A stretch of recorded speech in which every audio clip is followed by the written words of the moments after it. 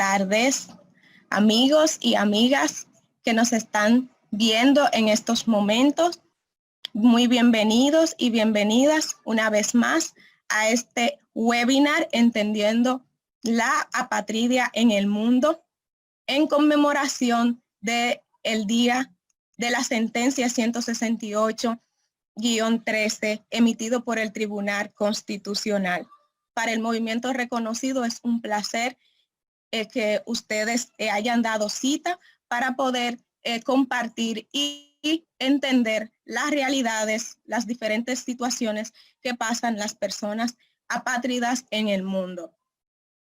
Hoy se cumplen 7 años desde que el Tribunal Constitucional de la República Dominicana emitió la sentencia 168-13, desnacionalizando a más de 4 generaciones. Desde el 2014, varias organizaciones de la sociedad civil que defendemos los derechos de las personas dominicanas de ascendencia haitiana, hemos estado exigiendo que el 23 de septiembre sea declarado el Día Mundial de la Apatridia, entendiendo que la apatridia es un fenómeno mundial. Según el ACNUR, hay millones de personas apátridas en el mundo y más en nuestro país no es la excepción, con más de 133,000 personas dominicanas y dominicanos de ascendencia haitiana en riesgo de apatridia y en situación de apatridia. Es por tal razón que queremos presentar este webinar sobre la apatridia en el mundo, con énfasis a la sentencia 168-13, que nos ha dejado en extrema vulnerabilidad y sin patria.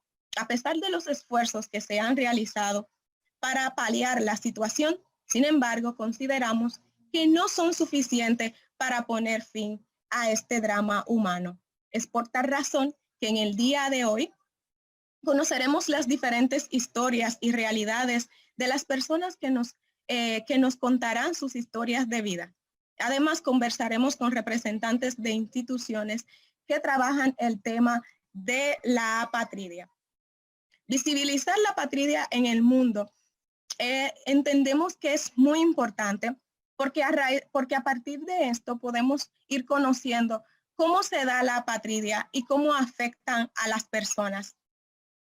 A 7 años de la sentencia 168-13 nos ha dejado una amargura, un gran amargo, y ha sido una situación difícil para las personas que viven estos procesos, ya que el Estado ha implementado varias medidas para poder resolver esta situación. Sin embargo, no han sido suficientes. Y esas medidas, en vez de mejorar la vida de las personas que están en esta situación, lo que hace es provoca todo lo que es las situaciones psicológicas, frustraciones, ya que el proceso para poder resolver dicha medida no son la adecuada. Es por esto que en esta tarde vamos a tener este webinar, ¿por qué visibilizar las diferentes realidades que viven las personas y la importancia que se declare como Día Mundial de la Apatridia? ¿Por qué conmemoramos este día? Porque el Tribunal Constitucional desnacionalizó a los dominicanos de ascendencia haitiana desde 1929 hasta el 2007. Y es por eso, para que podamos entender cómo esto ha afectado la vida de las personas, vamos a conocer a las experiencias de vida de nuestras compañeras Maribel, Pierre y Minerva, que compartirán sus testimonios, cómo ha sido su vida y cómo ha afectado la sentencia a su desarrollo personal. Maribel se registró en el plan, pero Minerva no quiso. Vamos a conocer desde sus propias experiencias por qué. Y en este momento, bueno, pasamos con nuestra compañera Amarilis, quien estará moderando quien estará presentando a las panelistas. Bienvenida y muchas gracias. Gracias, Elena. Muchísimas gracias y buenas tardes. Como miembro fundadora del colectivo We Are All Dominican, todos somos dominicanas, dominicanos, dominicanes, y colaboradora del movimiento reconocido, para mí es un honor poder moderar este panel sobre la apatridia en el mundo. Cada panelista tendrá unos 10 minutos para presentar su caso y nos explicarán qué es la apatridia y particularmente cómo les ha afectado de manera personal. Luego, al final, tendremos una sesión de preguntas y respuestas. Según vayan escuchando el webinar y tengan alguna pregunta, la pueden ir escribiendo en donde dice preguntas y respuestas abajo en el webinar. Primero tendremos a Karina Ampartsumian-Clow, que ella es miembro fundadora de United Stateless en Estados Unidos, quien compartirá con nosotros algunas palabras. Welcome, Karina, to our webinar. Hi, confirming that everyone can hear me. Okay, great. Hi, my name is Karina Ampartsumian-Clow. I am stateless and I live in Philadelphia, Pennsylvania from the United States. I am so humbled to be here today. Thank you to Reconocido for hosting this event and for fellow panelists for commemorating law that has and continues to create hardship stemming from the deprivation of fundamental human rights. When I did not know any other stateless person outside of my immediate family, I used to think that my statelessness happened by accident, that I was somehow forgotten in the bureaucratic system. It is when I met other stateless people, heard and read stateless stories, I realized that there are no accidents with statelessness. Statelessness does not happen by accident, and it could not be any more clear than what happened in the DR 7 years ago. I was born in a country that no longer exists. The country that replaced it does not recognize me as its citizen, and the country I currently live in today does not have legal framework to recognize and protect stateless people like me. I was 4 years old when my parents sought refuge in Canada. I was 8 years old when I moved again to the United States, and I was 14 years old when we were denied asylum, given a final deportation order, and that is when my family and I discovered that we were stateless. Today, I'm 32 years old. I am stateless. I am on final deportation order. I am a DACA recipient. Even my US citizen husband cannot use his right as a citizen to petition for his non-citizen wife to obtain a green card. But I'm not alone.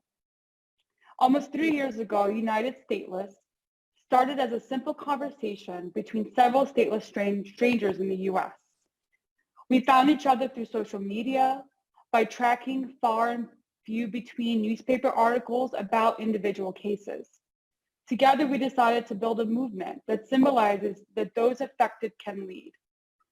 As an organization, we are dedicated to building a community among those affected, educating our communities and ourselves on what we can and can't do, and advocating for our human right to nationality with knowledge of the real impact that we've experienced. Our very existence is a testament that we are powerful enough to make a difference. Our value is more than just a collection of emotional stories. They are a strength. Together as stateless people and allies spanning the entire world, we believe that we can change the narrative on citizenship, protection, immigration, migration, to create social impact and advocate for change. Even if there's just one stateless person in the entire world, it is a testament of our individual rights at harm's way. United Stateless believes that together as a global unified voice, we can make a difference because change does not happen with just one person. It takes a movement. Thank you so much.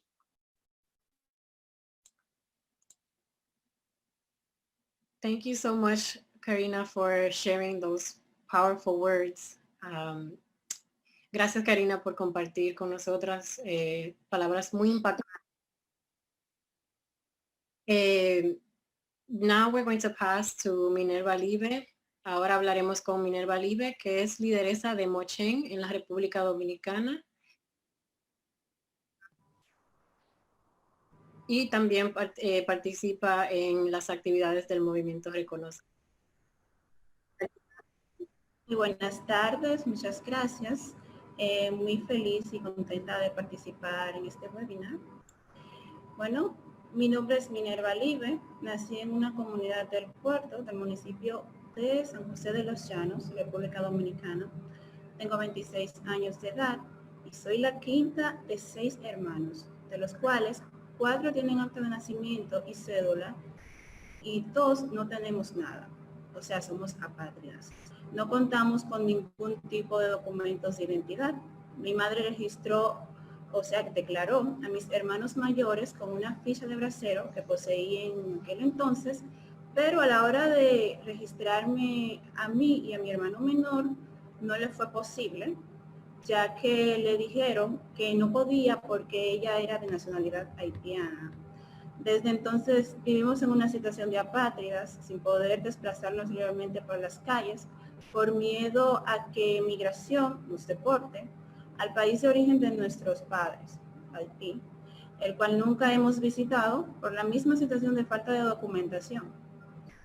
A 7 años de la sentencia 168-13, el Estado no ha elaborado una solución clara, efectiva, dentro del marco de los derechos humanos, con la situación de apatridia y desnacionalización de cientos de personas que viven en República Dominicana. No conocemos otra nación, yo no conozco otra. Nacimos y nos criamos en República Dominicana. Seguimos reclamando nuestros derechos como dominicanos y estamos esperando y estamos en espera de una respuesta eficaz de parte del Estado hacia los dominicanos de ascendencia haitiana. Tenemos años y algunos toda nuestra vida esperando una solución. Y nosotros podemos aportar muchísimas cosas, los dominicanos de ascendencia haitiana, al Estado dominicano. Podemos aportar tanto en la economía como en lo social y también en lo político. Y una de las consecuencias que hemos tenido con relación a la sentencia, que nosotros los niños no puedan continuar con la educación básica. Esa es una consecuencia. No poder acceder al sistema de seguridad social. Si no se tiene un seguro médico, es imposible ir al médico, podríamos decir. Solo podrían atender los casos de emergencia. Pero si no tienes un seguro médico, todo será más caro. O sea, como dijo alguien una vez, tú no eres gente porque no tienes un seguro médico, ya que los servicios son elevadamente caros. No poder acceder a ciertos servicios de salud, no poder acceder a un trabajo digno, no poder casarse ni divorciarse, no poder registrar a nuestros hijos en el registro civil dominicano, porque nosotros tenemos ese problema. Por ejemplo, en mi caso, yo soy del grupo B, así nos han clasificado por grupos. Entonces nosotros, que no tenemos ningún tipo de documento, nuestros hijos tienen que arrastrar la misma situación nuestra, ya que si no tenemos nada, ellos tampoco van a tener nada. Y si ellos no tienen ningún documento y llegan a tener hijos, sigue la misma situación. Viene siendo como una corriente.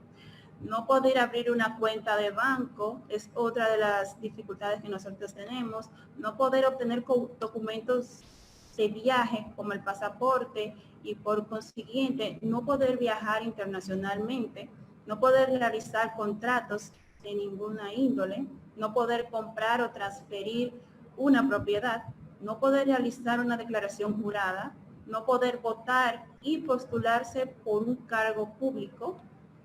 Y lo más importante, que en este momento de COVID no contamos con ningún tipo de protección de parte del Estado, ninguna de las medidas para mitigar la vulnerabilidad que nos ha dejado la pandemia. Muchas gracias.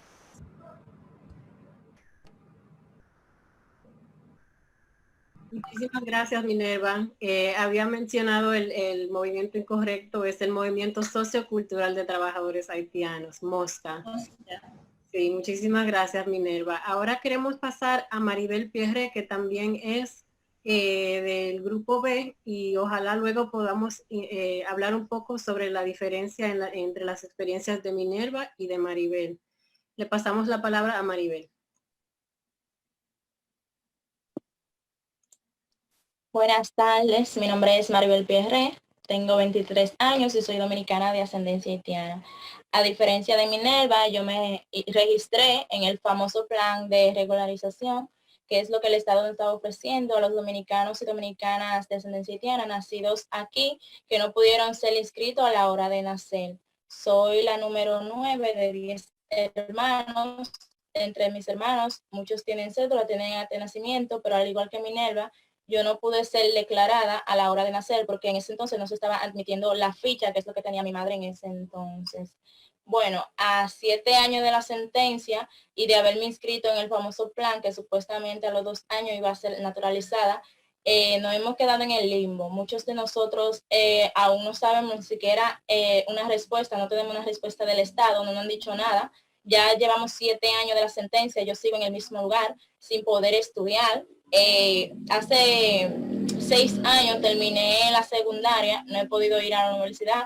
Yo pensaba cuando yo tenía 23 años que yo iba a tener mi vida resuelta, o sea, iba a tener una carrera hecha, iba a hacer muchas cosas y todos esos sueños se vieron frustrados a raíz de esa sentencia. Me he quedado en mi casa, no he podido salir, he estado presa en mi propia realidad, ya que ni siquiera puedo contar con un seguro médico, ni siquiera puedo decir que puedo viajar, y si salgo a la calle, a pesar de que tengo una cédula que dice no vota, es con temor de que me deporten o con temor de que en algún momento pueda ser discriminada, porque esa cédula, como les dije, es una cédula de extranjeros. También me dieron una residencia permanente, que también es una residencia permanente, que también es extranjera, una identificación extranjera, al igual que mi padre, o sea que mi padre y yo tenemos el mismo tipo de documento.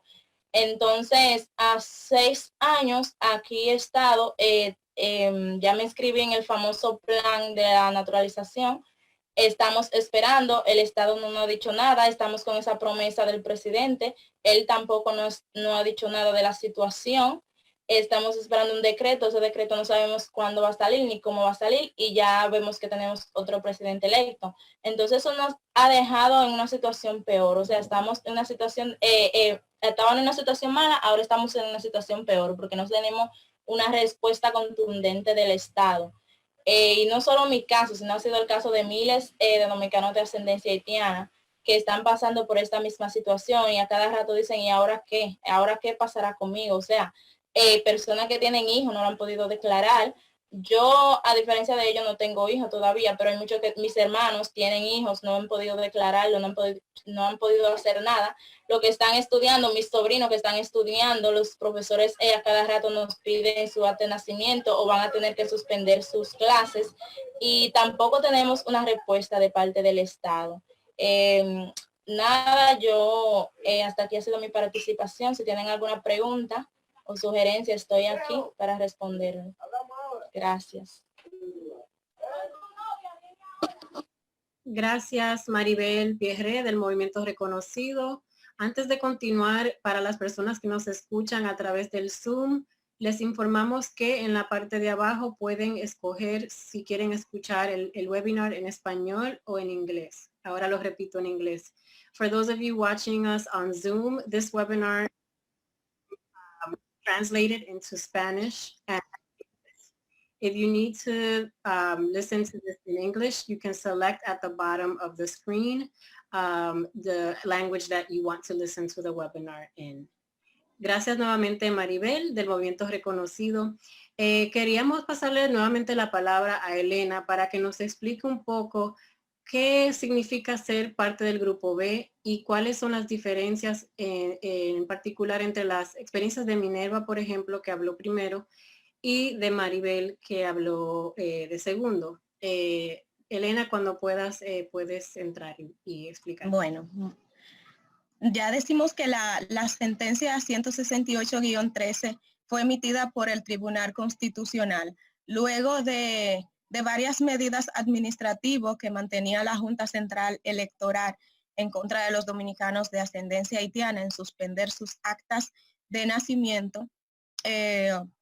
Luego, nuestra compañera Juliana Deguis sometió una acción de amparo hacia el Tribunal Constitucional a través de sus abogados, quienes se encontraban en una situación constante de violaciones de derechos a sus derechos fundamentales, en el cual les retenían su documento, lo que considera nuestras vidas suspendidas, suspendiendo las documentaciones de las personas que ya habían tenido su acta de nacimiento y las personas que habían tenido cédula también resultaron afectadas por esta medida que por la Junta Central Electoral, que es la circular 012 del 2017.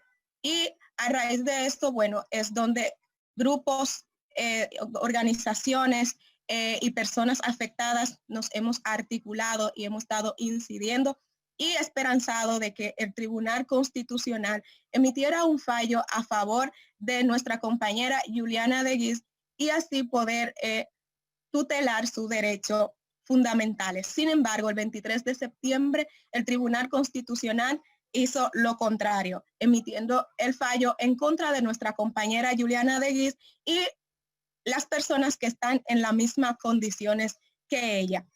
Pero no solamente desde nuestra compañera, sino de las personas que nacieron desde 1929 hasta el 17 de abril del 2007, quedan en una situación de desnacionalización.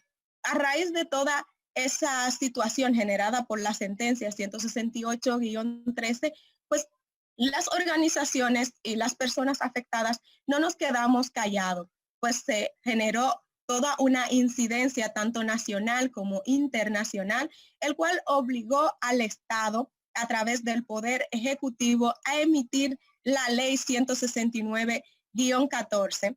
Es dicha ley, pues es una ley que se denomina el régimen especial y ley de naturalización. ¿En qué consiste? La ley 169-14 ha sido un paliativo para poder enmendar los efectos de la sentencia. Sin embargo, es también hacia el cumplimiento de la misma. ¿Por qué lo decimos? Porque la ley 169-14 pues segrega más aún las personas en su situación, creando una fragmentación de las situaciones, donde personas que teníamos un registro civil, como es mi caso, y otras personas que ya estaban inscritos en el registro civil dominicano, que fueron afectadas por la sentencia, la misma sentencia ordenaba a la Junta a realizar una regularización, una revisión de nuestras actas y pasándonos hacia la regularización.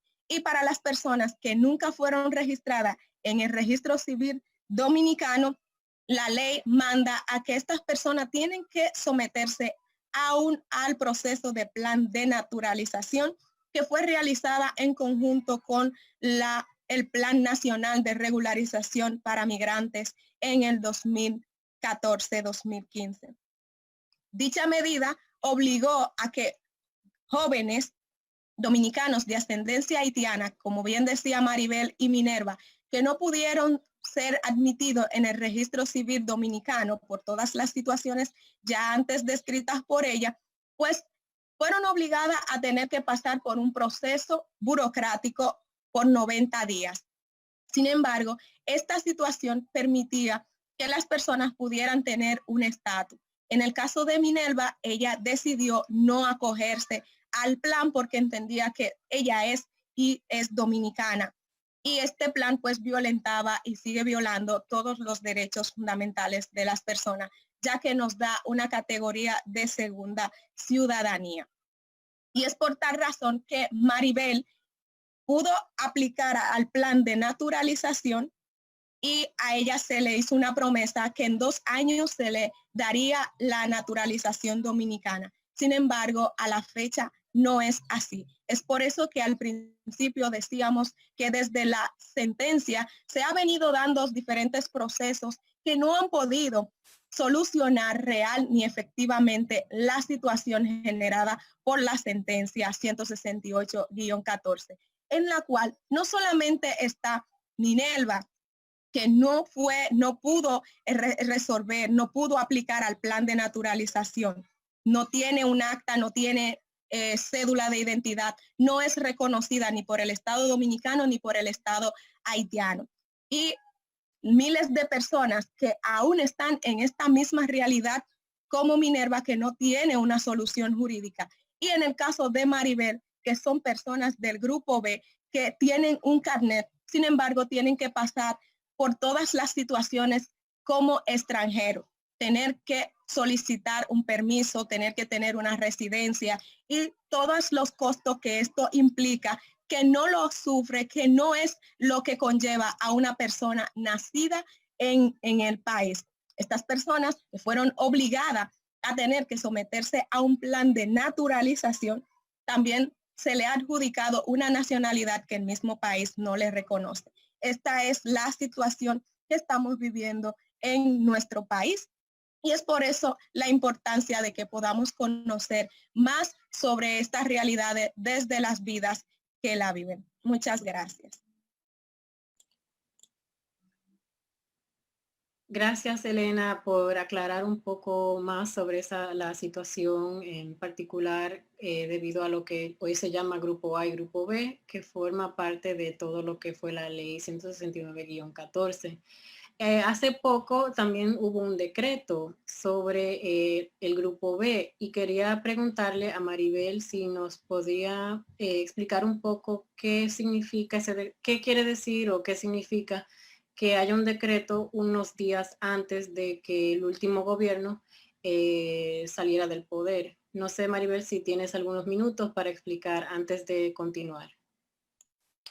Bueno, sí, vi en la noticia que salió un decreto justo días antes de que Danilo saliera del poder. Y digo que eso fue una estrategia política. Primero porque en ese decreto solo fueron 750 cuando hay muchas más personas afectadas. Yo entiendo que para solucionar eso, él debió emitir un decreto para todos, o sea, sin distinción alguna. Y el decreto que él emitió, además, fueron solamente para personas menores de edad. Ahí no hubo ni una persona mayor de edad. Entonces, ¿con qué finalidad? Mi pregunta es, ¿con qué finalidad él emitió ese decreto y justo antes de salir del poder? Eso fue una estrategia política, más nada.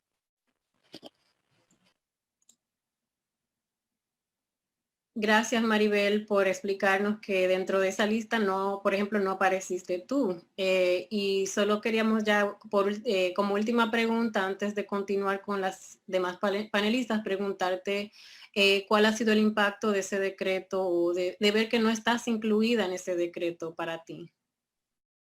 Bueno, un poquito frustrante porque tener tanto tiempo esperando y cuando por fin sale un rayito de esperanza y uno pensar, bueno, salió un decreto, vamos a ver si por lo menos calificamos y ver el listado y ver que tú no apareces ahí, que solamente y que ni siquiera personas cerca tuyo, o sea, cercanas a ti han aparecido en ese decreto, sino que fueron algunas personas de otro lugar. Me sentí por un lado me sentí bien porque al igual que yo, esas personas han pasado toda esa situación que yo he vivido, pero al ver que fue una estrategia política y no porque realmente el presidente ha querido como solucionar ya el daño que produjo esa sentencia, me sentí un poquito frustrada porque la sentencia 168-13, yo siempre he dicho, es una sentencia racista, clasista y discriminatoria que fue hecha únicamente para desnacionalizar a los dominicanos de ascendencia haitiana. Muchas gracias.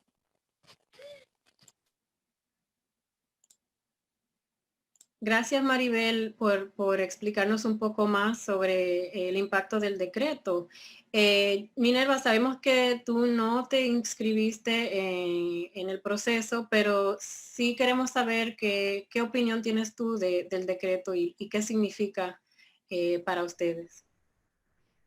Bueno, en realidad yo escuché del decreto y leí parte de lo que decía, no leí todo, no me empapé, pero en realidad es como decía mi compañera, él debió de tomar una decisión más que nos favoreciera más a nosotros, o sea, más al grupo B que ya estaba registrado, que tiene tantos años esperando respuesta, ya que supuestamente la naturalización la iban a obtener a los 2 años y ya vamos por 7. Entonces, como ella dice, fue una estrategia política, fue totalmente todo político. Gracias, Minerva. Bueno, hemos escuchado un poco sobre la situación de apatridia en la República Dominicana y queríamos también entender ¿cuál es la situación de apatridia en otras partes del mundo? Habíamos escuchado de Karina sobre su situación. Karina está en los Estados Unidos. Ahora queremos también escuchar desde Colombia cuál es la situación actual. Y para hablar con nosotras tenemos a la panelista Laura Jimena Pedraza, que es parte de la Red de las Américas sobre Nacionalidad y Apatridia. Gracias, Laura, por estar con nosotras hoy. Bueno, en concreto voy a tocar un tema importante que en el país se ha venido debatiendo desde el año 2019 y es el abordaje de la apatridia y el riesgo de apatridia en el país con ocasión de la llegada de población proveniente de Venezuela y pues lo que se ha llamado la segunda ola de refugiados más grande en el mundo en la actualidad. Entonces, tenemos primero cifras asociadas a el reconocimiento de un número altísimo de población en el país. A junio del año 2020, nuestra autoridad migratoria, que es Migración Colombia, reconoce que hay un total de 1.748.716 personas provenientes de Venezuela en Colombia. Y esa realidad implica que este número logra representar más de la tercera parte del total de personas que han salido de Venezuela, también digamos refiriendo a algunos de los informes de desplazamiento forzado en la región. Esta cifra ha disminuido en casi un 5%, con ocasión también de la pandemia y de la emergencia sanitaria que se decretó en Colombia por causa del COVID-19. Sin embargo, las cifras siguen siendo elevadas y adicional a eso también se logra evidenciar que más del 56% de las personas se encuentran en condición de irregularidad migratoria. Esto para efectos del acceso a la nacionalidad es sumamente importante porque en Colombia se tiene en cuenta el estatus migratorio de los padres extranjeros de aquellos niños que nacen en Colombia para poder hacer el otorgamiento de la nacionalidad. En esa medida, es importante reconocer que la nacionalidad en el país es reconocida como un derecho fundamental que está relacionado con la dignidad humana como principio y como derecho, y también está relacionado con la configuración de la personalidad jurídica. Entonces es muy importante también en la jurisprudencia de nuestra Corte Constitucional el reconocimiento de la nacionalidad como un derecho fundamental de carácter autónomo. En la Constitución Política, el tema de la nacionalidad está reglamentado a través del artículo 96. Y ese artículo refiere que existen dos posibilidades para que las personas accedan a la nacionalidad por nacimiento. Una es ser hijo o hija de padre colombiano y en esa medida, padre o madre colombiano, y en esa medida accederá a la nacionalidad. O en segundo lugar, nacer dentro del territorio colombiano, hijo de padres o madres extranjeras que se encontrasen en Colombia domiciliados al momento del nacimiento. Y el objetivo de ese lineamiento frente al domicilio era precisamente disminuir el acceso en la nacionalidad de personas, por ejemplo, que no tenían ánimo de permanencia en el país, que se encontraban de tránsito y que accidentalmente tenían a sus hijos en territorio nacional. No obstante, eso terminó generando que por causa de la crisis y del fenómeno migratorio que actualmente vive Colombia, pues muchos de los niños, hijos de padres y madres venezolanas que empezaron a nacer en el territorio colombiano, no pudiesen acceder a la nacionalidad. ¿Cuál era la razón?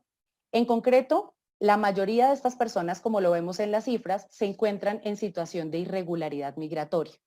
Y por dicha causa, los niños, hijos de estas personas en irregularidad, nacidos en Colombia, no pueden acceder al reconocimiento de la nacionalidad colombiana, porque en términos de nuestra ley, no se encuentran en principio domiciliados en Colombia, no cumplen con el requisito fijado por la Constitución. Entonces, el año pasado se empezó a generar una discusión muy importante en el país que llamó la atención de las tres ramas del poder público. Por un lado, el gobierno nacional, el poder ejecutivo, la rama judicial a través de la Corte Constitucional y el Congreso de la República. El gobierno nacional emitió una nueva disposición, la resolución 8470. La Corte Constitucional emitió una sentencia, la sentencia T006 del 2020. Y finalmente el Congreso de la República emitió la ley 1997. Tenemos en el país ahora dos formas de adquirir la nacionalidad, ya no solamente una. En el caso de la población extranjera, sigue el lineamiento frente a las visas, es decir, que los padres deberán exponer la visa de migrante o residente para que efectivamente sus hijos nacidos en Colombia logren acceder a la nacionalidad.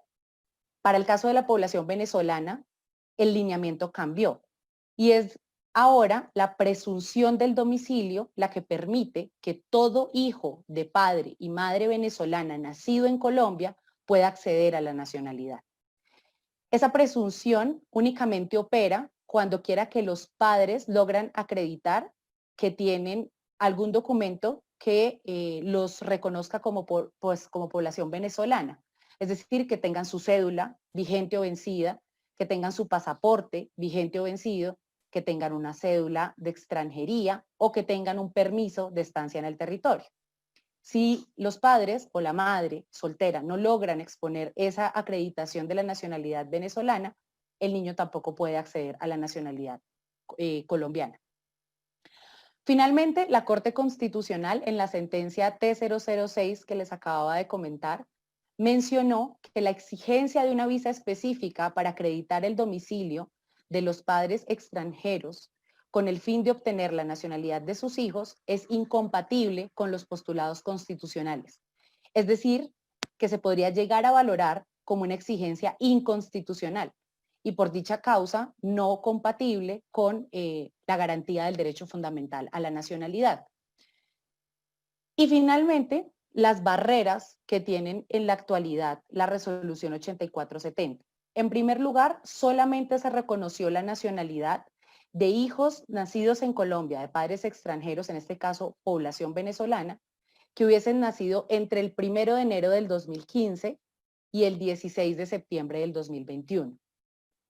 Si el niño o la niña nacido en Colombia nació por fuera de este término temporal, no tiene acceso a la nacionalidad colombiana. ¿Qué va a suceder el próximo año sobre el 16 de septiembre cuando la medida termine? Pues que volvemos nuevamente a revivir la discusión frente a estos niños que seguirán naciendo en territorio colombiano, hijos de padres venezolanos y venezolanas que definitivamente no podrían acceder a la nacionalidad colombiana. En segundo lugar, otra de las barreras es el límite territorial, porque el registro civil de nacimiento solamente se le otorga a la persona en Colombia. Si la persona está por fuera del territorio nacional, si ya salió del país, está en el extranjero, no va a poder acceder al registro civil corregido con la nota válido para demostrar nacionalidad. Y por último, el tema de las dificultades en la identificación. Muchas de las personas que han salido de Venezuela han perdido, se han deteriorado o se ha destruido sus documentos de identificación. Y si el documento de identificación no acredita la nacionalidad venezolana de los padres, no aplica tampoco lo dispuesto por la resolución 8470. Entonces, por último, pues la ley 1997 está carente de reglamentación. Esperamos también como organizaciones de la sociedad civil y las redes de universidades en el país que el gobierno nacional logre reglamentar la ley para que en efecto estas barreras logren ser en alguna medida abordadas por las autoridades. Eso es, muchas gracias.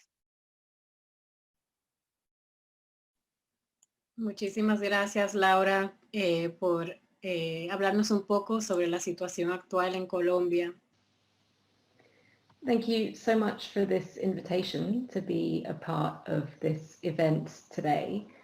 It's a real pleasure to join such powerful women activists to talk about this important issue. In fact, earlier today, I was involved in another meeting here in the Netherlands, where I'm based, with two other wonderful stateless women who were sharing their story with some members of parliament here, because there are still problems also with the statelessness policy in the country that is my home. And so this is a common cause for activism all over the world. And it's really wonderful to see you reaching out across different geographies and languages to bring other people into this conversation and to take the initiative to call for an International Day of Statelessness. So it's a wonderful opportunity to speak with you and to add a global perspective. Personally, I've also been following the situation in the Dominican Republic, not just for the last 7 years since the ruling was adopted, but for 7 years before that, since I first visited the country when I was a very young PhD student doing my first research on statelessness.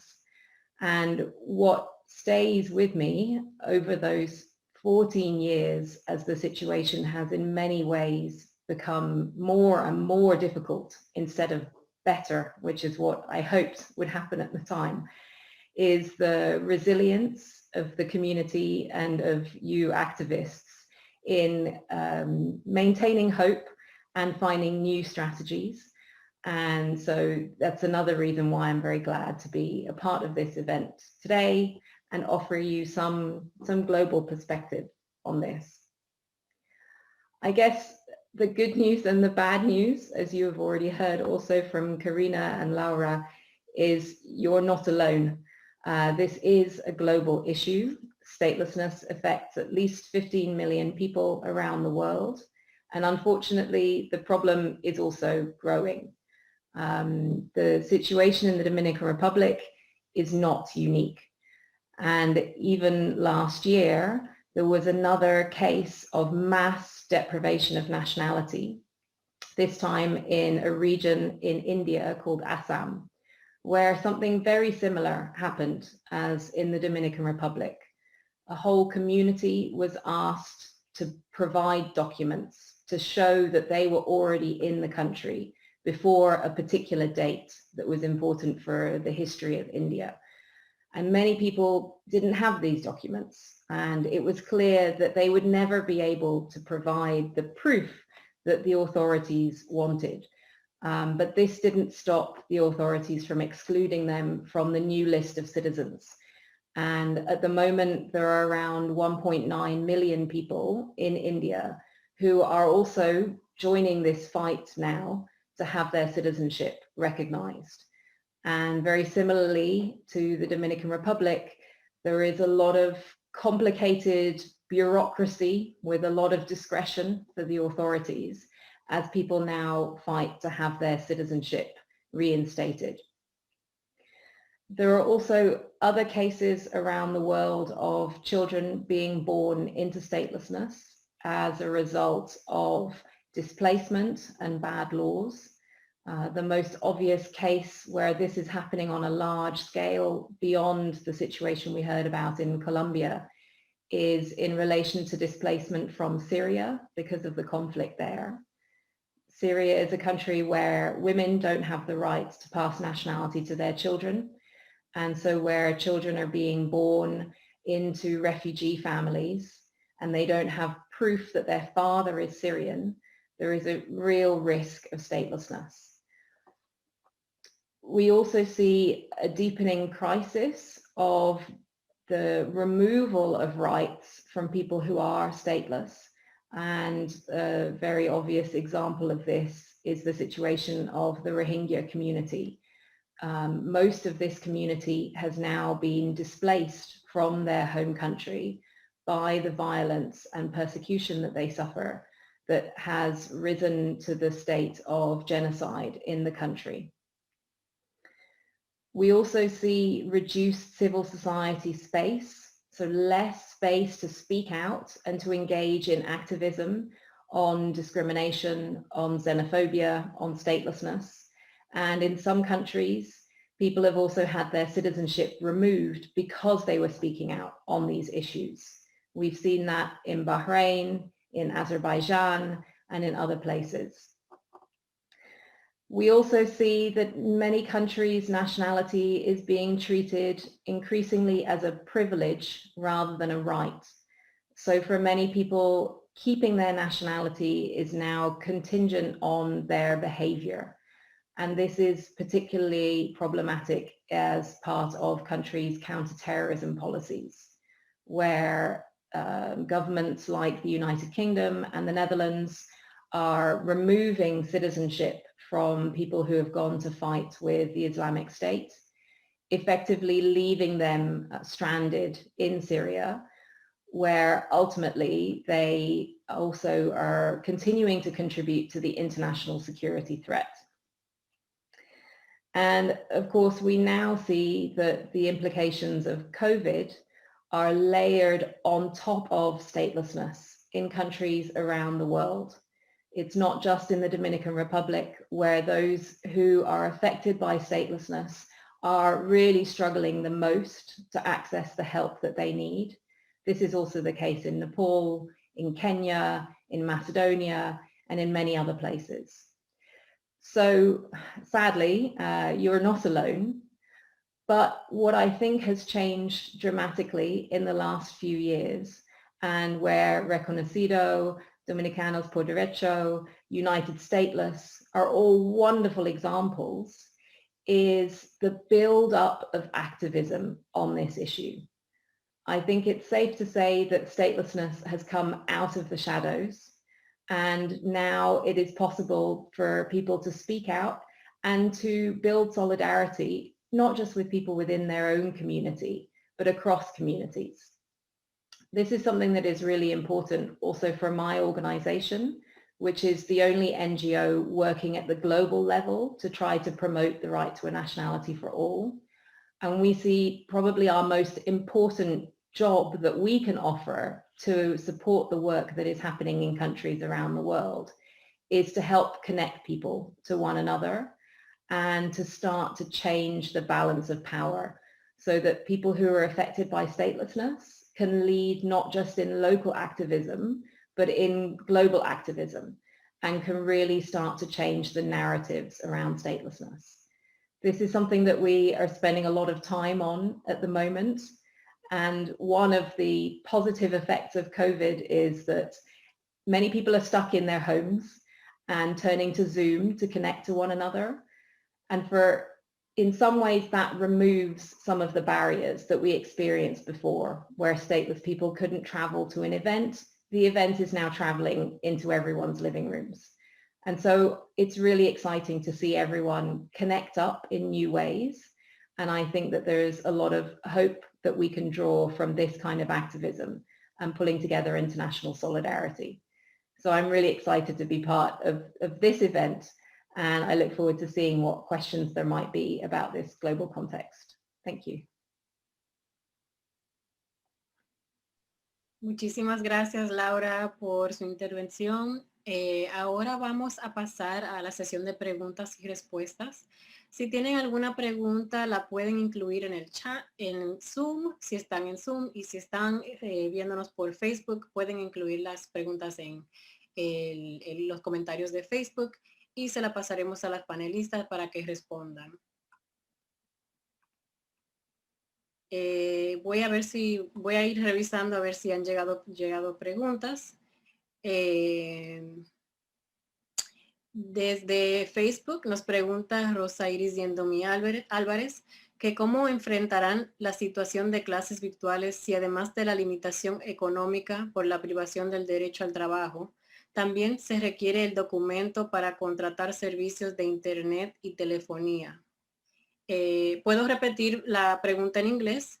La pregunta es, how will they face, I assume, stateless people face the situation of virtual classes if, in addition to the economic limitation due to the deprivation of the right to work,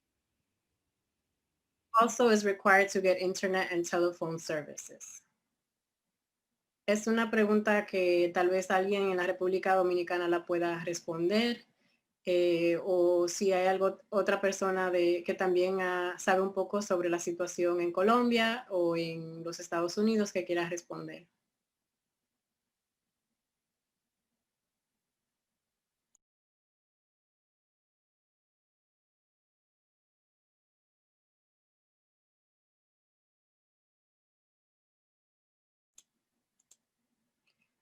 Maribel, te voy a preguntar a ti, como tal vez sabes un poco más, o a Minerva, si han enfrentado esta situación, porque creo que la pregunta va un poco dirigida a la situación actual de la pandemia, porque además de todas las limitaciones económicas, por la privación al derecho al trabajo y otros derechos. La pregunta es un poco dirigida hacia cómo también hacen con los servicios que tienen que contratar, ya sean de internet o teléfono, por ejemplo. Bueno, es una situación un poquito difícil. Actualmente no estoy estudiando. A raíz de la sentencia no he podido ir a la universidad ni nada de eso. Pero sí he tenido que ir a contratar algún tipo de servicio.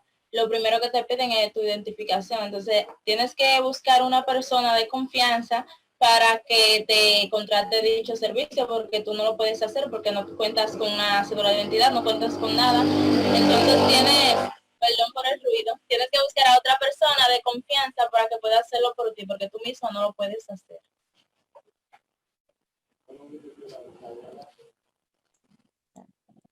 Gracias, Maribel. Voy a pedirle a las panelistas que por favor hablen despacio para la traducción.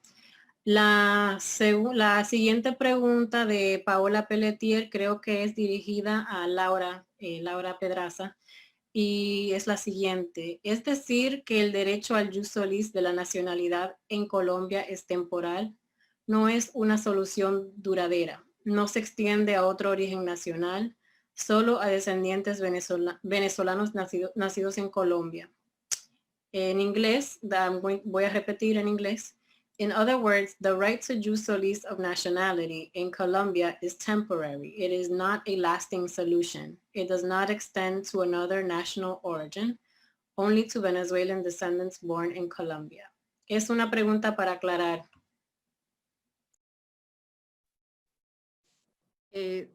¿Respondo inmediatamente?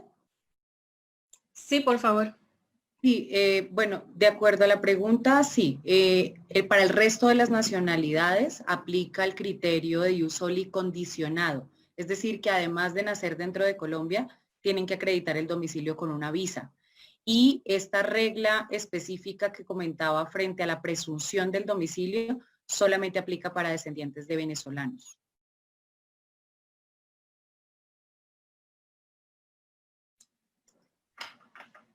Gracias, Laura.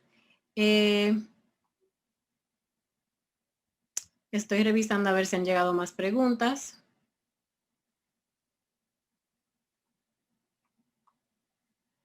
Ok, aquí hay otra, estaba en inglés. En inglés dice, how will stateless people in the Dominican Republic confront the situation of classes if, in addition to the economic limitation due to the deprivation of the right to work, it is also required to get internet and telephone services? Creo que ya esa pregunta la hicieron.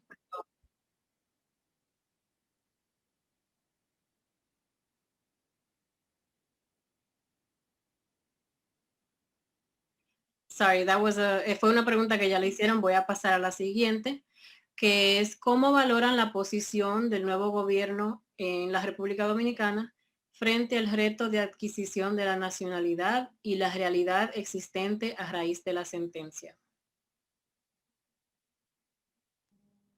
Esa no está en inglés, si quiere que la traduzca lo puedo hacer.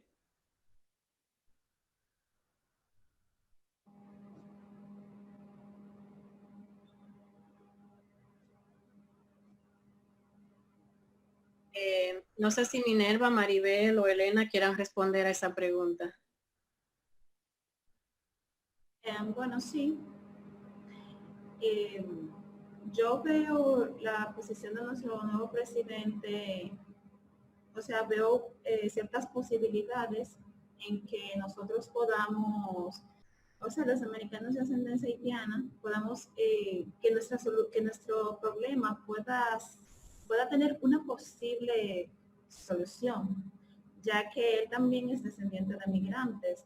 Y me acuerdo que en una de sus campañas políticas, antes de ganar la presidencia, él había mencionado acerca del tema, que de hecho fue algo que yo dije, bueno, al menos él habló de forma positiva, porque él dijo, yo entiendo a esa población, porque ellos también, él dijo, porque yo también soy descendiente de migrantes. Entonces yo me sentí identificada porque él también se estaba sintiendo identificado con nosotros. de hecho, lo criticaron muchísimo por eso. Los nacionalistas se levantaron y dijeron que íbamos a tener, o sea, que teníamos un candidato pro-haitiano, ya que no nos consideraban dominicanos. Decían que el posible presidente que íbamos a tener era pro-haitiano y que no había que votar por él porque oye cómo él estaba hablando. Entonces yo aún tengo cierta esperanza en que pueda venir una solución fiable y una solución efectiva para nosotros. Gracias. Amarilis. Elena, ¿quieres compartir algo? Sí, bueno, en cuanto a las preguntas de cómo valoramos las medidas que ha puesto el gobierno saliente ante estas situaciones y todo el reto que constituye para las personas afectadas por la sentencia 168-13. Bueno, ya que, como decía, creo, Maribel, en un principio decía que ella veía un poco bien de que las otras personas pudieran tener. Desde nosotros como personas afectadas también y desde como el movimiento, valoramos esa iniciativa, pero no en su totalidad. Entendemos que es un paso para ir construyendo de que estas personas sí nacieron aquí y requieren el reconocimiento de su nacionalidad. Sin embargo, no es lo que como Dominicanas de Ascendencia Haitiana, como organización, requerimos. Esta no es la solución que debe de buscar el Estado para las personas afectadas, ya que la naturalización es aplicada para las personas extranjeras. Y esto pues dificulta también las realidades que viven las personas. Además que fue un proceso, una medida muy minuciosa, no es generalizada, y esto deja también a un grupo de personas en una situación, sin una situación jurídica. Y para nosotros entendemos que ese decreto o las medidas que se han estado utilizando el gobierno para poder remediar esta situación no es la correcta. Creo que debe de proceder hacia una medida que restituya plenamente el derecho a la nacionalidad de las personas dominicanas nacidas en territorio dominicano, sin que ésta tenga que pasar por procesos burocráticos ni que nos encontremos con una ciudadanía de segunda categoría. Gracias, Elena, por responder. La siguiente pregunta la hace Juan Alberto y es la siguiente. ¿Cuáles son las mejores herramientas para combatir la patria? Creo que tal vez esta pregunta se la podemos dar a Karina o a Laura Van Was, si quieren responder.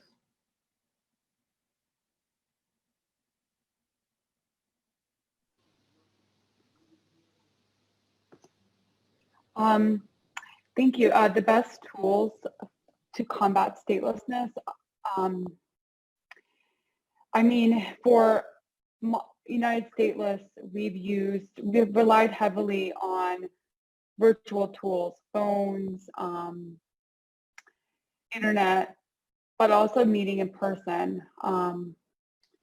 I also think that resources, ISI is a good example, resources on research.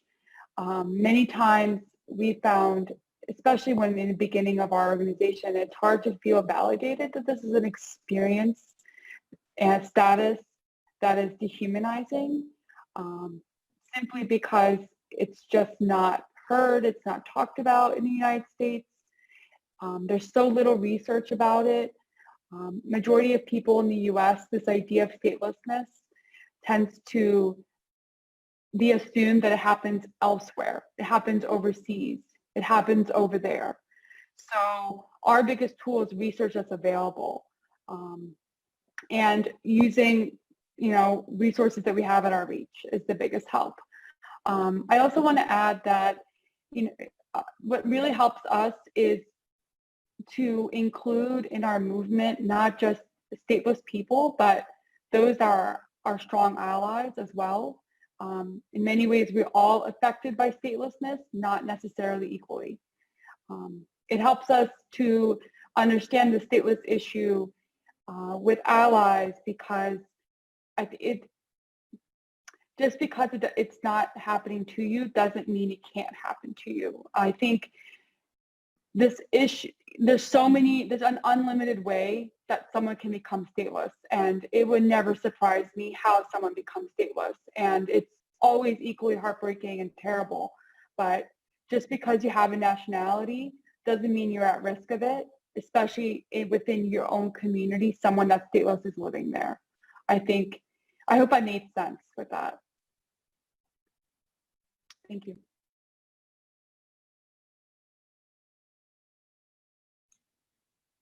Gracias, Karina. Laura. Yeah, it's the million-dollar question. What's the best tool to combat statelessness? And I wish there was an easy answer. In many countries, strategically litigating cases has made huge progress, but we've seen in the Dominican Republic how that can also backfire in many ways. So there's not necessarily one tool or one strategy, but I think Karina's absolutely right that building an understanding for what the issue is and trying to persuade people away from their misunderstandings. Often people think they know what statelessness is, and they're very wrong usually. So addressing that is really important. And ultimately, it's a question of having the staying power and promoting inclusion until it succeeds.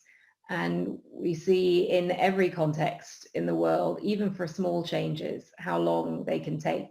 I mentioned before that I'm trying to also address the situation here in the Netherlands, where just in my hometown, there are several hundred stateless people living, and the local policy is very poor.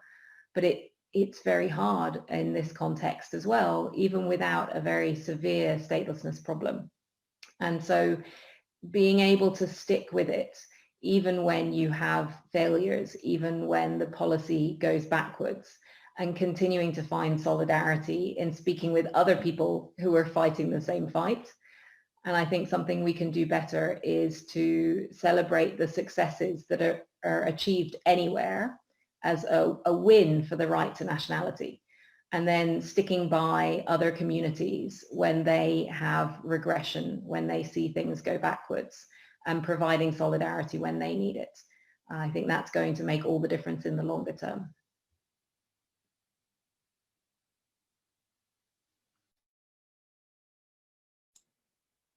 Gracias, Laura. Queríamos volver, había una pregunta que era para Karina y hay otra pregunta que se le puede agregar a esa, y tal vez además de Karina otra persona quiera responder. Pero la pregunta para Karina era que en su contexto aquí en los Estados Unidos, ¿qué expectativas tiene Karina de poder regularizar su situación? ¿Qué pasos se han dado o qué hace falta?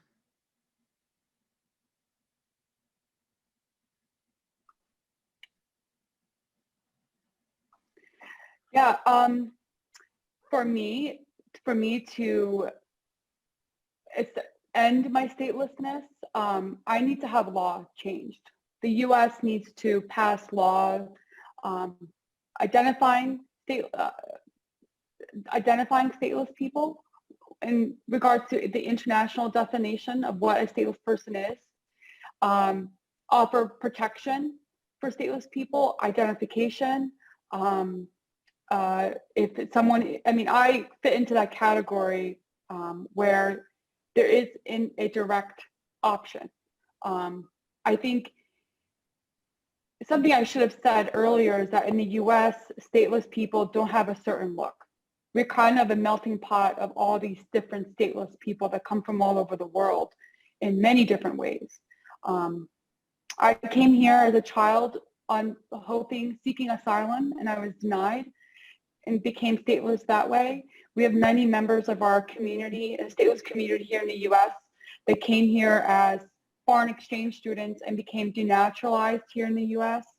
We have many people that came here under refugee status and protection, but still are at risk of losing a status if not taken seriously the next steps to gain US nationality. We have many people that came here on visas as children and they were denaturalized here in the US. And what's most shocking is that there's many people in the US that have lived here for decades that don't know their status. And that a lot of it comes down to lack of education within the legal community, but also within organizations that work with displaced populations or human rights organizations just don't link together that a stateless person can live here. And this is what it looks like.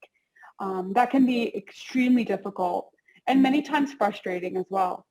For me, if I was to ask my lawyer to litigate my case, and I am working on that process, it's for me to apply to have my case reopened as part of my family. And that is just lower than a 50-50% chance. And then once it's reopened, ask for my case as an adult to be separated from my family's case and then go through trial again.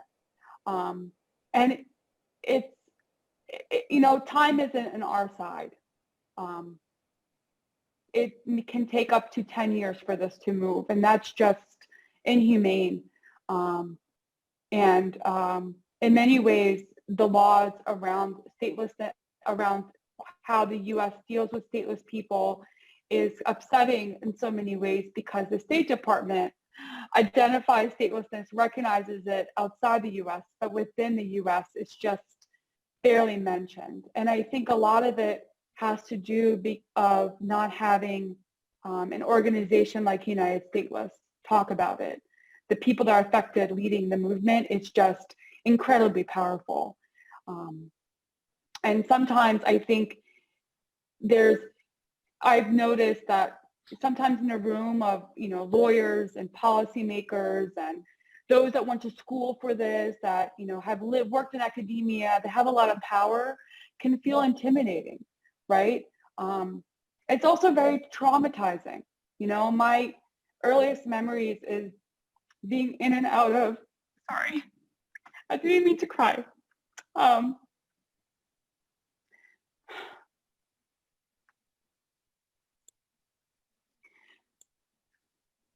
My earliest memories is being in and out of court as a child. And just, our case was litigated under the first Bush administration or the second Bush administration. And seeing our case filed with my name versus the Secretary of State, this powerful man versus me, an 8-year-old, is like, it makes you feel so defeated. And I know that this is what is so universal about statelessness, is that we all feel this way. We all are at risk of dying this way, right? But I think that, as an organization, we push to take this pain and push towards doing something. And what does that look like? It's talking about it. It's being unafraid, unashamed. It's caring about each other. Even meeting and starting United Stateless with 7 strangers has taught me to look at statelessness differently.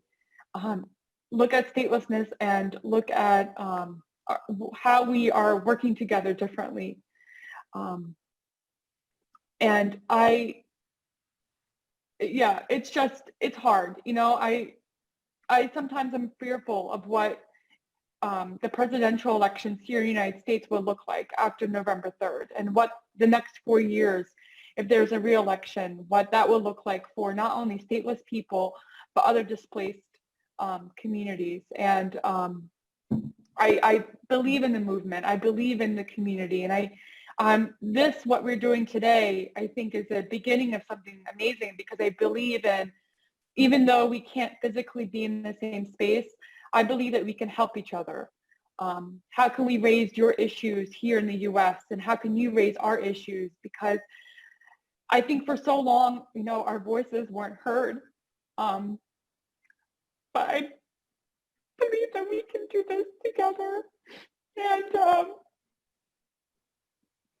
yeah, I'll stop right there before I keep crying. Thank you. Gracias, Karina, por compartir tu historia tan personal y conmovedora. En el chat han puesto muchas personas que están contigo, que no estás sola, que tu historia es muy valiosa para nosotros, nosotras, y que tienes el apoyo de mucha gente. Y como tú dices, hay mucha gente, muchas personas apátridas que se están uniendo y que te escuchan a través de este webinar, pero por las redes. Realmente muy conmovedora tu historia. Hay algunas preguntas más. Hay una que se está dirigiendo a las dos Lauras, Laura Banois y Laura Pedraza, y es la siguiente. Sabemos que la ACNUR tiene una campaña global para poner fin a la apatridia. ¿Qué otros esfuerzos existen para unir globalmente la lucha contra la apatridia?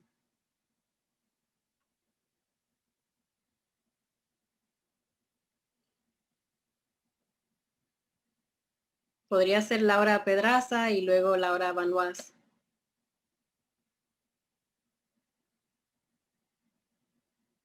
Bueno, pues digamos en Colombia particularmente se hace acompañamiento también viendo las dificultades regionales.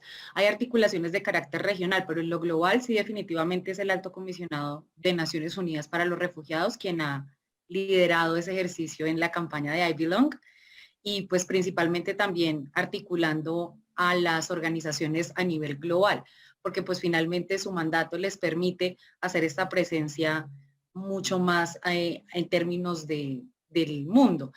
En lo regional o particularmente en Latinoamérica, pues existen organizaciones o redes de organizaciones de las cuales también, pues por dicha causa yo me encuentro acompañando este espacio, que están en favor de la lucha contra la apatridia y de promover diversas actividades y acciones para que se prevenga su configuración y para que se termine en los casos en que ya se ha dado esta situación de apatridia.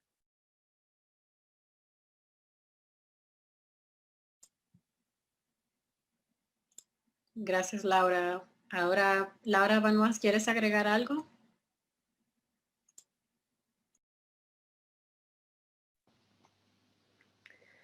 Yeah, maybe just to say that in other parts of the world as well, there are regional civil society networks. So there is a sister network through Red Anna in Europe, in Central Asia, in Southern Africa. There's a brand new network in the Middle East.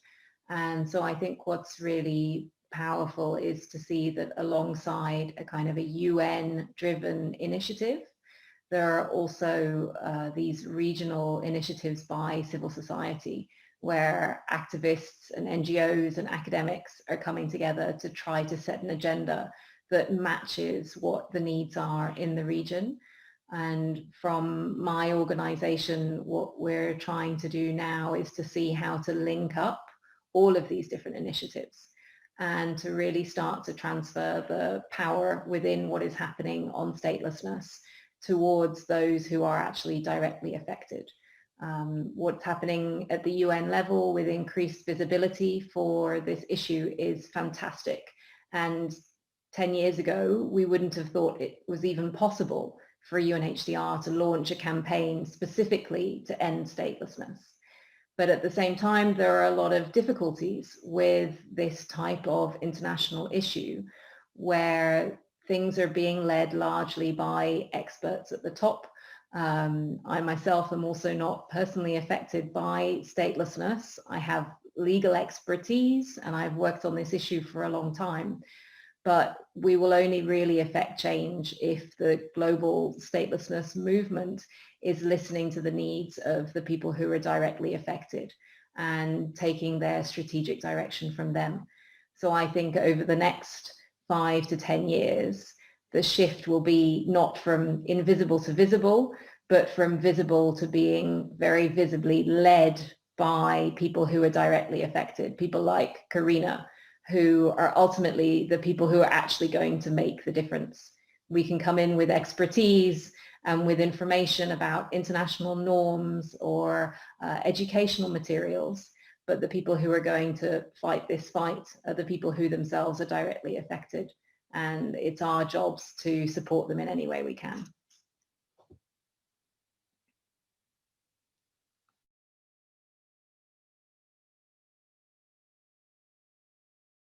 Muchísimas gracias a ambas Lauras. Ahora hay una pregunta que es dirigida al caso de la República Dominicana. Entonces no sé si tal vez Elena, Minerva o Maribel quieran responder. Y es la siguiente. Tengo una duda respecto al registro o declaración de nacimiento. ¿Cómo funciona el registro respecto al género? ¿Puede el padre o madre declarar? ¿Se limita solo al padre o solo a la madre? Ok. Bueno, la situación del registro de nacimiento de aquí, de República Dominicana, consiste en dos maneras.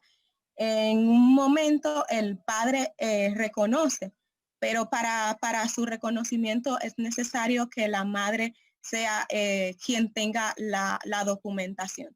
Si el padre, directamente la declaración recae sobre la madre, es como lo que dice. Si la madre no tiene documentación, su cédula de identidad como tal, pues aunque el padre tenga su registro, no puede hacer la declaración. Y es por eso también aparecen las situaciones con personas, con dominicanos de ascendencia haitiana, que están precisamente en estas realidades, aún teniendo un padre dominicano sin origen y una madre haitiana o de otra nacionalidad. Pues si la madre no tiene documentación, pues desde la oficial, desde el registro civil, pues no aceptan tal declaración. Sin embargo, la madre por sí sola puede declarar a su hijo. Y es por eso también que existen las situaciones de lo que se denominaría las parejas mixtas en República Dominicana, que es también un tema muy, muy amplio, que es generada también desde los mismos procesos que hemos venido hablando. No sé si se responde un poco la pregunta. Sí, gracias, Elena. Otra pregunta dirigida a la República Dominicana es sobre los planes de las organizaciones para Puerto Plata. ¿Tienen algunos planes? Bueno, para directamente el trabajo que realizamos las diferentes organizaciones, aunque directamente trabajan con una comunidad en específico, sin embargo, el plan o el trabajo que realizamos para trabajar con las poblaciones directamente afectadas o para que se haya una solución directamente que pueda garantizar el derecho a todas las personas, es para nosotros a nivel general. Y parte de esto que estamos haciendo ahora directamente es trabajar para que estas experiencias puedan constituirse como un plan, como una herramienta, como una estrategia de incidir y de presentar las situaciones que están pasando en nuestro país y en el mundo. Específicamente directamente como movimiento no intervenimos en la comunidad de Monte Plata. Sí, organizaciones tanto como MUDA, como MOSTA, creo que sí trabajan el tema y por ende tienen planes en acompañamiento, en solidaridad con las personas afectadas en esta comunidad.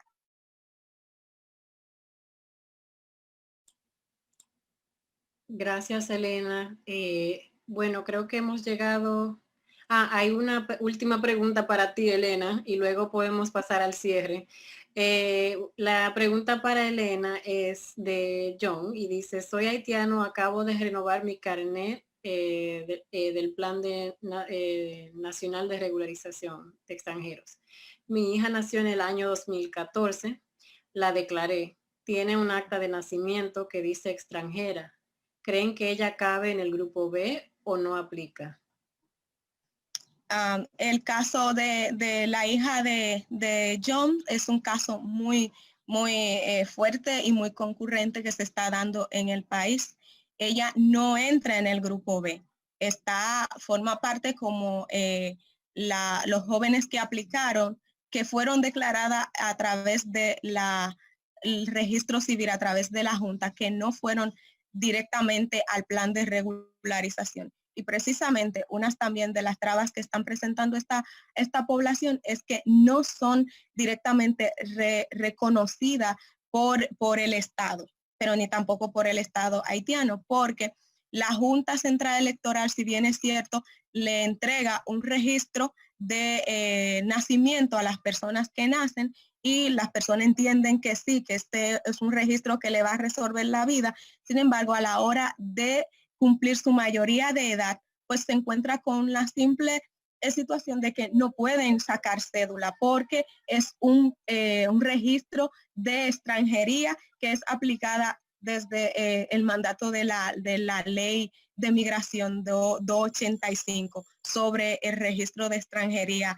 en el país. Sin embargo, hay que aclarar que las personas que se encuentran con este registro que dice extranjero son personas que nacieron en el 2007, que nacieron incluso bajo la Constitución del 2010 que reconocía el jus soli, pero son personas que, al igual que Maribel y Minerva, no pudieron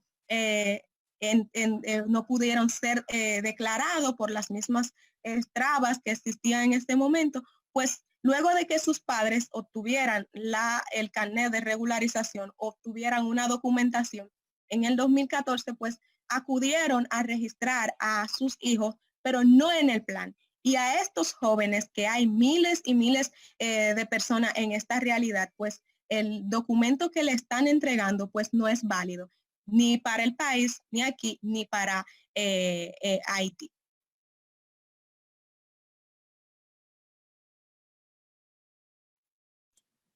Muchísimas gracias por responder a esa pregunta, Elena. Ya para cerrar con las panelistas y pasar a la última parte con Elena nuevamente, queremos hacerle una pregunta que viene de un asistente, y es la siguiente: ¿cuáles son los avances que hemos tenido hasta ahora que brinden esperanza a nosotros los apátridas, y qué se puede hacer para que la apatridia no se siga extendiendo por el mundo? Creo que esas palabras quiero pedirle a cada panelista que por favor, si puede responder o compartir algunas palabras de aliento que quieran compartir con otras personas apátridas que puedan estar escuchando. Podemos empezar con Laura y las dos Laura Pedraza, luego Laura Van Was, y seguimos luego con Minerva, Maribel. Sí, claro. Bueno, en realidad existen muchos instrumentos que han abordado el tema de la apatridia como un fenómeno que pretende ser disminuido y que por supuesto debe partir de un reconocimiento que es que la situación de apatridia puede llegar a representar para estas personas dificultades en el acceso a derechos. Finalmente, creo que la lucha no es sencilla, pero son muchas las organizaciones y son muchas las personas que siguen de cerca estas consignas o esta lucha contra la apatridia, y que finalmente a través de diversas acciones buscan disminuir el riesgo. Nosotros acá en Colombia lo que hacemos es acompañar legalmente, mediante orientación jurídica gratuita, a la población migrante y refugiada, y a través de estas acciones lo que buscamos es precisamente encontrar canales que sean judiciales principalmente, por medio de los cuales se permita el reconocimiento de la nacionalidad, en este caso en Colombia. Entonces, pues reitero, no es una lucha sencilla, pero creo que definitivamente está sumamente acompañada y también está, digamos, con relación directa a estos movimientos migratorios que se están viendo últimamente tan frecuentes a nivel mundial. Gracias, Laura. Laura, vamos. Yes, I think there is progress all over the place. It's just perhaps not at the speed that we would like to see it.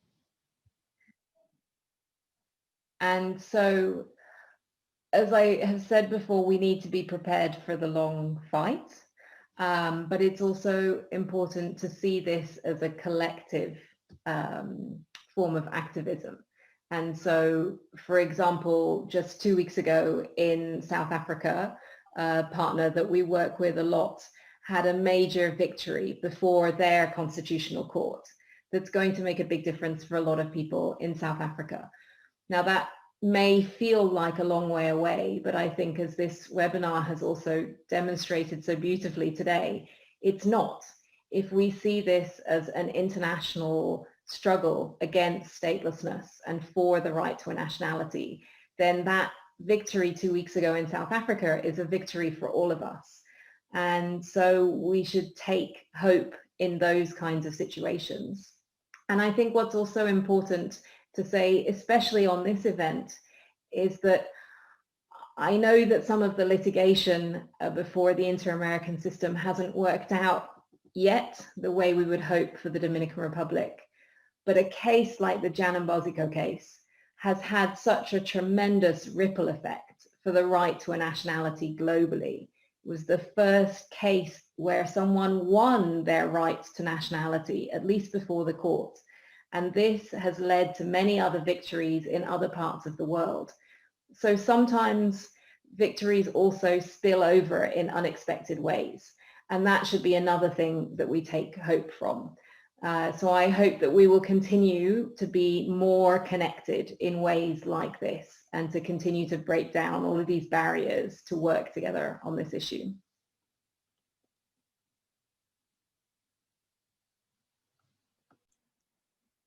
Gracias, Laura. Minerva. Sí, bueno, gracias. Bueno, aquí en la República Dominicana, en realidad, el caso de la Patria se ha dado a conocer, muchísimo, voy a decir, porque ese caso no se conocía, ya que nadie sabía que había apátridas. Y hay veces en el que, como afectada, se entra como en un estado de desesperación, porque tú dices, wow, pero tantos años esperando a que se resuelva el caso, entonces, y ves que no pasa nada. Y a veces ves que en vez de que la situación mejore, lo que hace es en que empeore. Pero es bueno saber que, como decía la compañera, que no estamos solas, que nuestra lucha no es solamente aquí en la República Dominicana, sino en varios países, y que es bueno que nos mantengamos unidos, que nos mantengamos continuando diciéndole a la población la situación para que abran los ojos los chicos que aún no saben exactamente cuál es la situación, porque hay muchos chicos que realmente no la conocen y simplemente saben que no tienen un documento y a veces no saben siquiera por qué. Pero es bueno que nosotros sigamos luchando y no perder la esperanza. Gracias. Gracias, Minerva. Maribel. Bueno, gracias. Mi mensaje final es que mantengamos la fe, mantengamos la esperanza y seguir luchando para que esa situación se resuelva. No será fácil, es una lucha que va para largo, pero debemos mantener la fe y la esperanza en Dios en que algún día esto va a cesar y no desmayar, que en la unión está la fuerza. Muchas gracias. Gracias, Maribel. Karina.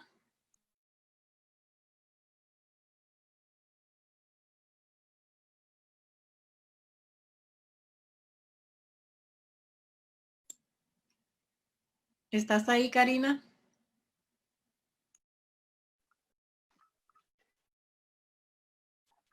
Yes, thank you. I am so grateful to have been here today. This is such an honor, and I'm humbled to be able to talk to all of you and hear your stories. You know, going from someone that didn't know what I was and, you know, why I grew up not having status in the US, to meeting a community, to now talking to my bigger community overseas, is, I never would have thought that that would ever happen. And that's a blessing.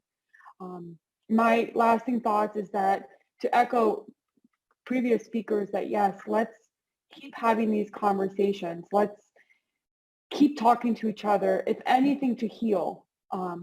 I found it very therapeutic to cry because what is happening to us, and as we know, is very emotional. It's very depressing. It limits you. I've heard stories of things, phrases that were said today. I have been waiting for my life to start. Why don't I exist? And the fact that it happens to us, many of us were children, and it's happening today to other children. I think it's in our power, and we can do this to change. And to what Laura Bonvois said, a victory of even just one stateless person ending their plight is a victory for all of us. And I volunteer to take the burden of hearing stories, of being part of this movement to help what is happening in the Dominican Republic. And I hope that I hope we can keep talking. So thank you so much for having me.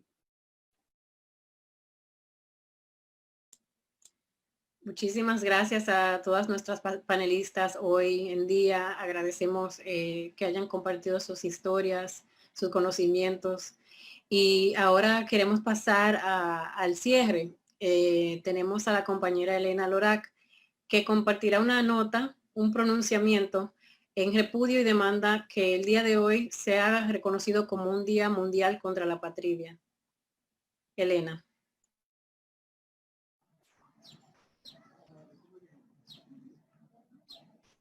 Muchas gracias, Amarilis.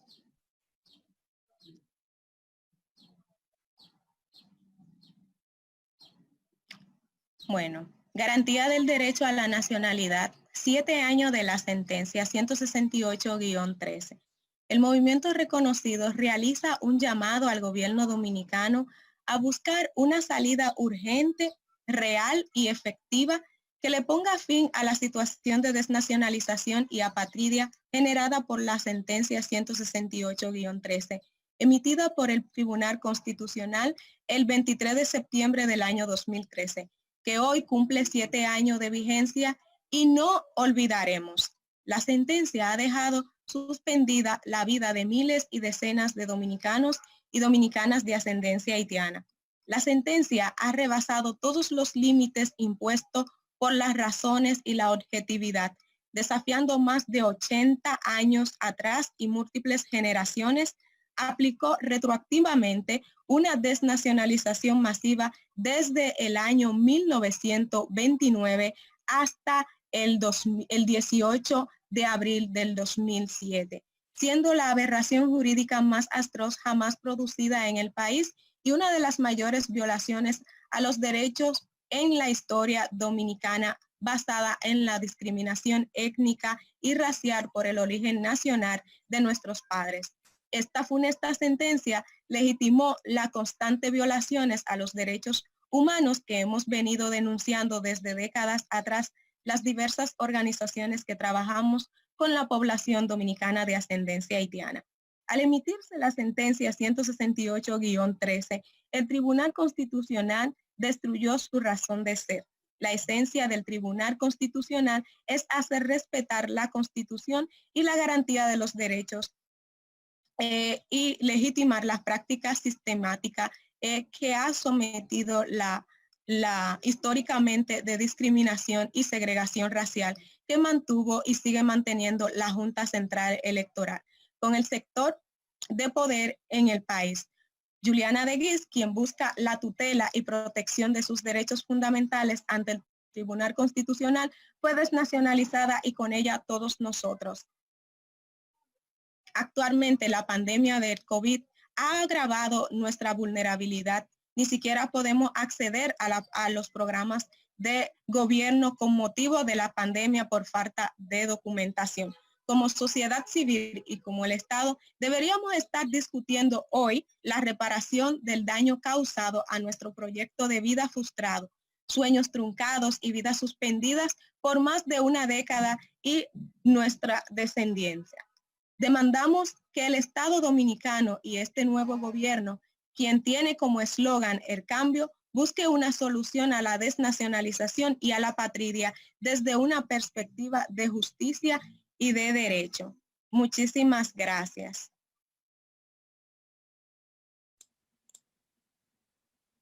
Muchísimas gracias, Elena, por compartir esta nota de prensa. Ya estamos llegando al cierre, pero antes de terminar, queremos que nuestra compañera Ana María Belique comparta unas palabras de cierre con todas y todos. Bueno, estoy mucho más que agradecida. Básicamente lo que quiero es reiterarles de nuevo el agradecimiento a cada una de ustedes, a cada uno de ustedes por haber accedido a nuestra invitación y compartir esta maravillosa experiencias de vidas, de testimonios, de cómo la apatría nos afecta a todos y todas de dimensiones diferentes. Y para nosotros como movimiento reconocido ha sido muy importante poder escuchar la experiencia de otras personas que fuera de República Dominicana también están viviendo realidades similares a las que nosotros y nosotras estamos viviendo desde acá. Quiero agradecer también a cada una de las personas que han hecho posible o que hicieron posible que nosotros pudiéramos realizar este hermoso panel en el día de hoy. A We Are Dominican, el colectivo del cual Amarilis Estrella hace parte y que nos ha apoyado con todo el equipo de intérprete de señas y también con todo el equipo de intérprete inglés-español. Muchísimas gracias al equipo que ha hecho posible también que este diálogo, que este conversatorio sea más inclusivo para todos y todas. Gracias también a la Fundación Frederick Ebert, a la Red ANA, al ICI, a Dominicanos por Derecho y a todos los asistentes que han estado acompañándonos desde las 2 de la tarde, tanto por Zoom como a través de nuestra plataforma de Facebook. Quiero reiterarles y recordarles que este evento ha sido en el marco de 23 de septiembre, que fue el día en que el Tribunal Constitucional Dominicano emitió la sentencia 168-13 y que nosotros hemos decidido declarar este día como el Día de Lucha contra la Apatría. Durante todo este mes realizamos otros eventos similares donde hablamos en el marco de este día en nuestro canal de YouTube y en Facebook pueden ir y encontrar los videos anteriores de los otros diálogos. En el día de mañana quiero invitarlos nuevamente a que nos acompañen al diálogo a las 7 de la noche a través de las páginas de We Are Dominican y Movimiento Reconocido para hablar de la solidaridad transnacional en el marco de la sentencia 168-13. Gracias a Laura, ambas Lauras del ICI y de la Red ANA. Muchísimas gracias a Karina. Muchísimas gracias por compartir tu testimonio de vida que de verdad nos ha impactado mucho, pero a la vez siento que nos ha unido mucho más. Muchísimas gracias a Minerva y a Maribel desde la República Dominicana que nos han acompañado también con sus historias muy diversas pero muy reales. Y gracias también a Amarilis Estrella y a Elena Lorac por moderar este hermoso panel. Entonces dejo en manos de ella ya para dar el cierre a lo que ha sido este evento. Pido por favor que todas activen sus cámaras, exacto, para poder tomar así la foto. Bueno, ya hemos llegado al cierre. Cuando Ana habla, a mí me gusta que ella termine, pero siempre me vuelve a dar la palabra. Entonces, Nada, agradecer que hayamos tenido este evento hoy, agradecer a cada panelista por compartir un pedacito de su historia, de dejarnos saber solo una mínima parte de todo lo que han vivido, de las experiencias que han tenido que vivir y también me ha encantado escuchar que tenemos tanto que compartir y formas también de buscar la sanación, ¿verdad? Que también esto sirve como un proceso para sanar y pensar en otras formas de imaginarnos como personas ciudadanas del mundo, ¿verdad? Entonces para mí es importante pensarlo desde ahí también. Muchísimas gracias a todas las personas que nos acompañan a través de Facebook, de las personas que nos acompañan a través de Zoom. Ana ya lo ha dicho todo, volvemos mañana, como siempre los jueves a las 7 y bueno, gracias a todos por estar aquí con nosotros hoy. Hasta la próxima. Gracias, gracias.